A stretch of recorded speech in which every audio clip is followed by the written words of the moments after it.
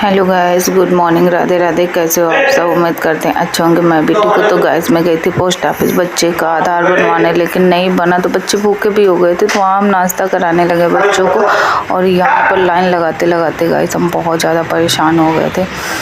तो फिर हम लोग चले आए वापस, क्योंकि हम लोगों का काम हुआ नहीं। वहाँ पर आने के बाद अचानक को लग गई और ज़्यादा भूख, बोले कि मुझे कबाब खाने हैं। तो मैं उसे रेस्टोरेंट पे लेके चली गई, एक दुकान पे। छोटी सी दुकान थी, बहुत बड़ा नहीं था।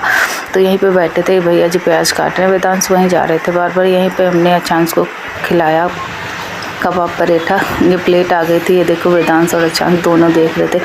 उसके बाद घर आने के बाद मेरी तबीयत ख़राब हुई अचानक से, थोड़ा सा मुझे बुखार लगने लगा। तो मैं चली गई दवाई लेने के लिए। वहाँ पर मैंने अपने लिए दवाई निकलवाई, ये देखो गाइस। तो चलो गाइस, आज का ब्लॉग यहीं तक रहेगा। जो मेरे चैनल पर नहीं आते प्लीज़ सब्सक्राइब कर लेना, वीडियो को लाइक करना। मिलेंगे नेक्स्ट ब्लॉग में, तब तक के लिए बाय बाय।